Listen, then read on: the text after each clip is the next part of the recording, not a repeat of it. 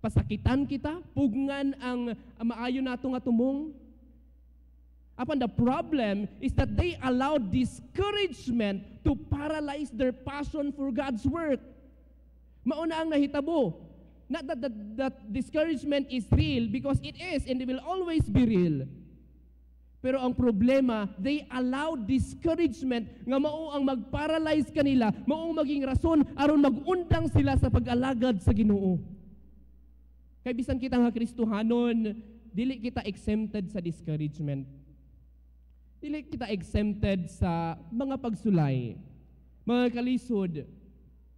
Gani ingon ni Peter sa 1 Peter 4:12, Beloved, think it not strange concerning the fiery trial which is to try you as though some strange thing happened to you. Dili na daw ta matingala kung naay mga kalisdanan, naay mga pagsulay, naay mga discouragement. Dili na ta faithful man ko sa pag-alagad sa Ginoo, maayo man kani nga plano, faithful man ko sa ako nga buluhaton. And yet why is it nga naay mga tawo nga gataot kanato? Why is it nga naay mga discouragement nga gaabot?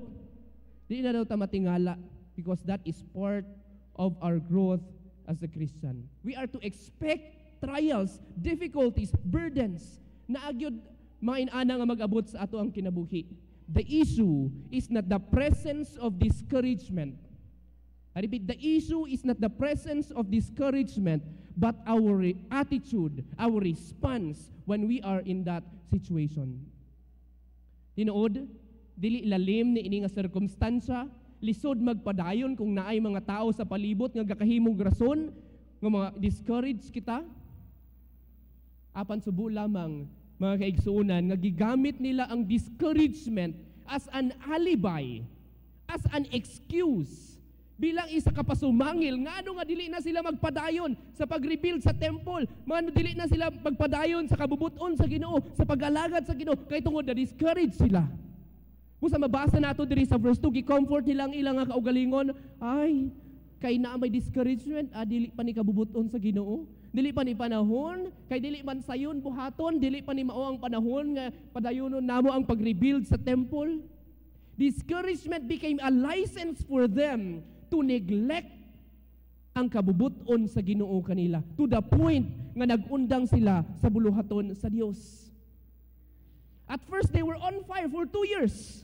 They were on fire, mga kaigsunan. Panahon nga okay pa. Panahon nga maayo patanan. Pero naa sila na experience nga discouragement. Dira, nagundang sila sa pag-alagad sa Ginoo. And tungod wala na rebuild ang temple, nagundang pud sila sa pagsimba sa Ginoo, nagundang pud sila sa pag-offer sa Ginoo, nagundang pud sila sa pag-alagad sa Ginoo, pagdayig sa Ginoo, pagtigom aron himayaon ang Ginoo. And this pattern sa ila ka spiritual decline, sa ila spiritual coldness, nahitabo for 16 years. Imagine, 16 years. Tungod lamang na discourage sila sa ginaingon sa tao kanila for 16 years, nagundang sila sa pagtuman sa kabubuton sa Ginoo.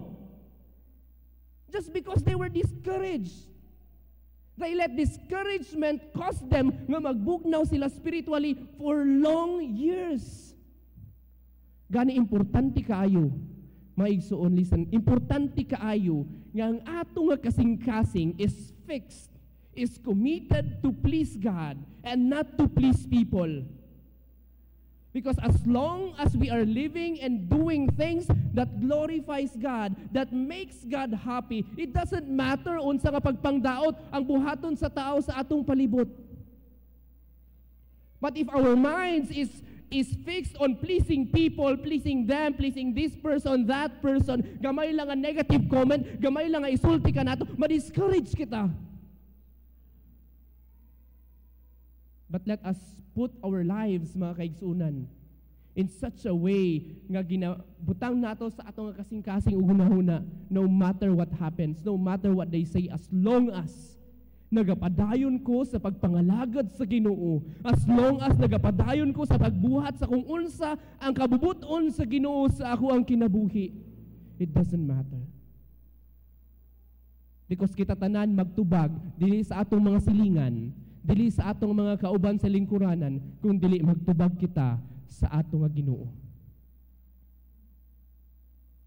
Lisod kaayo mga kaigsunan ipadayon kung naay mga discouragement nga kabati nato apan tungod sa Ginoo nga mao ang ato nga sandiganan, mao ang ato nga baruganan, mao ang nagahatag kanato og kusog na atay kusog nga magpadayon.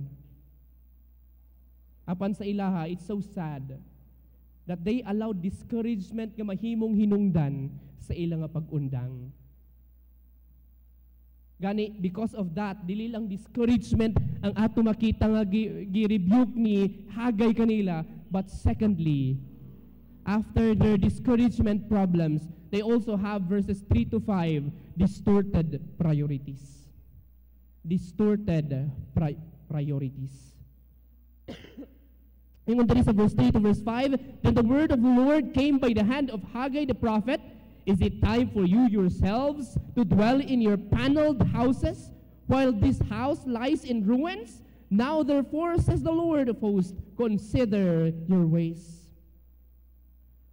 Mga igsoon tungod kay nawad-an sila og gana sa Ginoo, nagkinabuhi sila forgetting what the will, the word, and the work of the Lord is. They lived a life nga bisag sa ilang nga possession, sa ilang nga priorities, sayop. Kiingon diri, instead of rebuilding the temple, nagbuhat na noon sila og ila ka mga balay, and worst thing, panindutay pa. Here comes the temple of God, here comes the symbol of worship of God, and yet instead of prioritizing that, naana sila dito, nagabuhat sa ila kaugalingon nga mga balay, and worst, panindutay pa sila og ginabuhat nga balay. While the house of the Lord lies in ruin. Mauna ang kakahitabo din mga kaigsunan. Ang pulong dira nga paneled houses or sealed houses sa uban nga translation, sumala sa scholars, nagarefer kini sa mga luxurious paneling nga gibuhat nila sa ila ka mga balay. It means, mga igsuon, that they were building beautifully architectural and luxuriously built nga mga homes. For 16 years, they were building, ginapanindot nila ila ka panimalay, ginapatsada nila ila ka mga panimalay, ang ilang nga kaugalingon, ang ilang nga comfort, ang ilang mga satisfaction, ang ilang mga personal happiness, mauna ang ilang gina-prioritize, mauna ang ilang nga ginauna. Meanwhile, for 16 years, ang trabaho sa Dios, ang buluhaton sa Dios, ang kabubuton sa Dios nga ila pagabuhaton is there lying in ways nga kadaot o gakasayang. Mauna ang kakahitabo din ni mga kaigsunan, and gi-justify nila nga since lisod man ang magpatukod sa templo, kay naamay discouragement, naamay mga oppositions, naamay mga trials kung magbuhat mi og temple, dili na lang namon abuhaton. Meanwhile, kani, kay maumani ang makahatag ka namo og personal nga satisfaction, mauna ang magahatag ka namo og personal comfort and safety, mauni ang amo nga i-focus, ipalambo ang amo nga mga balay, kaysa yun kani buhaton. Ginaingon nila sa ilang ako galingon nga since medyo na ay discouragement, dili nakabubuton sa Ginoo kay, kabubuton sa Ginoo kani kay sayon man. Kung dili sayon, dili nakabubuton sa Ginoo. Kung sayon mao ni ang kabubuton sa Dios. Mao na ang ilang nga ginahuna-huna. Gani, I hope mga igsoon, mga higala, when choosing to do something right or something easy, you will always choose to doing the right thing, no matter how difficult it is. Kaya niini nga mga Israelites in this scenario, gipili nila kung unsa ang maka-comfort sila kaugalingon. Gi-focus nila, gi-prioritize nila ang ilang ka mga balay, ang ilang ka bahandi, ang ilang mga comfort, ang ilang mga kabtangan. Meanwhile, ang balay sa Ginoo na pasagdan ug nabiyaan. To the point that it is assumed by some scholars nga ang gigamit actually nila nga mga materyales aron i-build ang ila ka mga balay were supposedly given aron ibutang nila, ayuhon nila ang templo sa Dios. Kung ato tan-awon ang history sa Book of Ezra, mga kaigsuunan, before sila gipahawa ni Cyrus the Great dito sa Persia padulong sa Israel, padulong sa Jerusalem, gitagaan ni Cyrus sila og mga bulawan, mga materyales aron kana nga mga materialis ug mga bulawan mao ang gamiton nila para i-rebuild ang temple. And now, what they were doing is instead nga gamiton kana para i-build ang temple, nag-adto nun sila sa ilang nga kaugalingon, gigamit kana nga mga materialis sa ilang nga own selfish homes and desires. Mao na ang nahitabo mga kaigsunan. And kung tinuod na ang assumption sa uban nga mga scholars, this would imply a very worst priority. They selfishly prioritized their own selves. Listen, they selfishly prioritized their own selves to the point nga apil ang iya sa Ginoo, ila pag yun gikuha o giangkon. That is what happened here. Terribly kaayo nga resulta sa isa kasayop nga prioridad. Kontento sila for 16 years nga nagasuffer, nabiyaan ang buluhaton sa Ginoo as long as komportable sila, as long as nindot ang ila ka mga balay, as long as hayahay ang ila nga kahimtang. It doesn't matter kung unsa pa nay mahitabuan na sa kabubuton sa Ginoo, sa balay sa Ginoo. Mao nang ila ka mindset, bahala na ang buluhaton sa Ginoo. Dili na ko magtabang dira kay lisod man. Ang itabang nako dira sa buluhaton sa Dios kay lisod man dira, ako na lang. May paggamiton na lang nako, mapuslan pa nako sagdinan ang Ginoo. The lesson here, mga kaigsunan, is not that we are not allowed to live in luxurious homes and enjoy material blessings dinhi sa kalibutan. Praise the Lord for those kung panalanghinan man ta sa Ginoo materially, dalaygon ang Dios ni ana. But that we are to see to it. We are to see to it nga ang balay sa Ginoo, ang buluhaton sa Ginoo nagapadayon. Ang mga possessions, the more blessings nga ginabubo sa Ginoo kanato, we are to use it, we are to share it aron mapadayon ang pag-uswag sa buluhaton sa Dios. Maayo man nga panalanginan kita sa Ginoo materially, maayo man nga mag-uswag kita materially. Ang dili lang maayo kung kita ang nagauswag pero gikalimtan na nato ang pagtabang aron mapauswag ang buluhaton sa Dios. That is the point of Haggai dinhi, mga igsuon. Mao na ang duha ka rebuke, duha ka butang nga gihatag sa Ginoo through Haggai sa mga katawhan sa Israel ug bisan sa ato usab. Discouragement, problems, and distorted priorities. Gani mga kaigsunan, this 2025, may it be nga kita tanan na atay resolve, na atay commitment nga magamit kita sa Ginoo, dili lang nga PPP, dili lang nga pungko, pamati, pamauli, but tulo nga P, pagtabang, pagsuporta, pagampo sa buluhaton sa Dios. Samtang buhi pa kita, samtang makalihok pa kita, samtang naapatay ginahawa, let us do our best for the best, and that is Jesus Christ. Sama sa ako giingon sa prayer meeting last time, gi-share na akong Ephesians chapter 5 verse 16, redeeming the time because the days are evil. Kasi mahilig sa mag-adto sa mga malls diri, mangita og mga naka-sale. Kay the word here, mga kaigsunan, redeeming, sa literal nga pagkahubad means to buy up, to buy or to purchase speedily. Gikan na siya sa Griego ex agorazo, sa root word agora, which means market. Sa panahon ni Apostol Pablo, kaning word redeeming is a marketplace term. Sama ni ini ang paggamit ni Ana, pananglitan na nag-adto ka sa isa ka mall. O pag-adto nimo sa isa ka mall, na isa ka nindot kaayo nga item nga naka-sale, naka 50% sale pananglitan.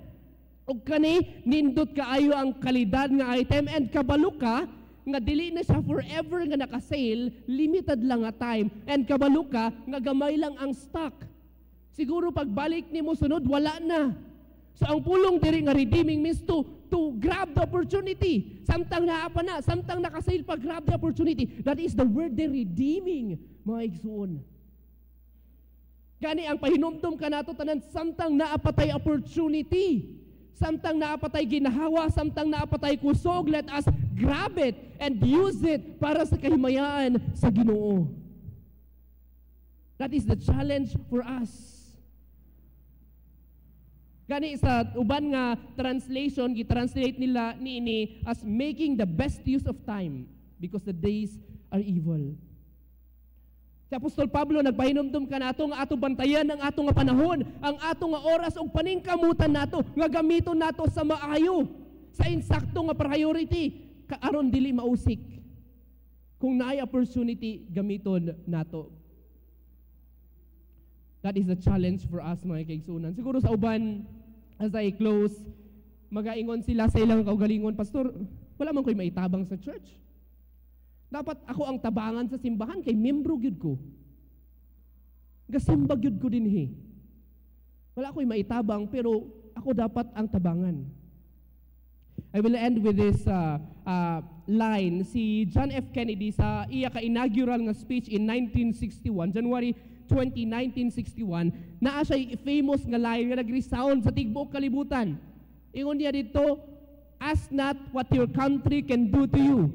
Ask what you can do for your country. And that is the same challenge for us. For us, mga kaigsunan, ask not what your church can do for you. Ask what you can do for your church.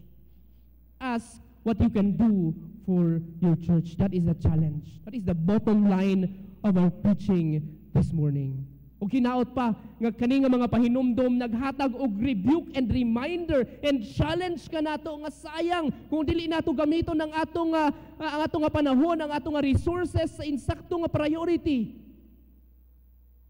Let us make sure, mga kaigsunan, that we as members of Bethel Baptist Church will be used by God as an instrument nga in one way or another maglambo niini nga simbahan. Hinaot pa, nga karon nga 2025, imo ug ako na nga desire. Nga gamiton kita sa Ginoo as instrument nga mapauswag ang ato nga simbahan. Let's bow our heads.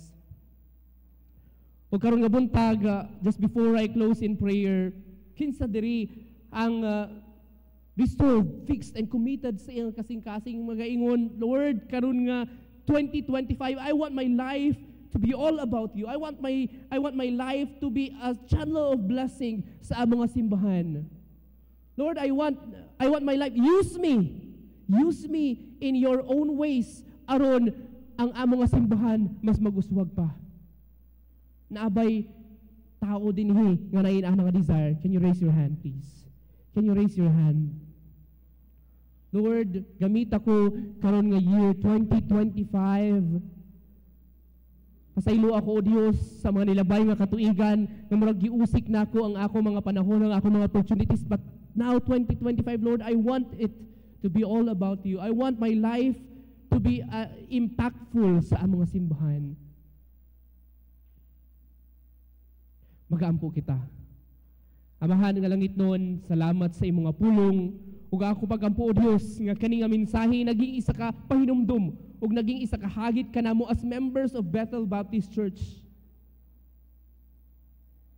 Tingali, O Diyos, na kami mga apprehensions, na kami mga doubts tungod sa nagkalain-lain nga rason. Siguro dili mi ganahan sa mga pastors, dili mi ganahan sa mga leaders, dili mi ganahan sa among mga silingan, dili mi ganahan sa mga members.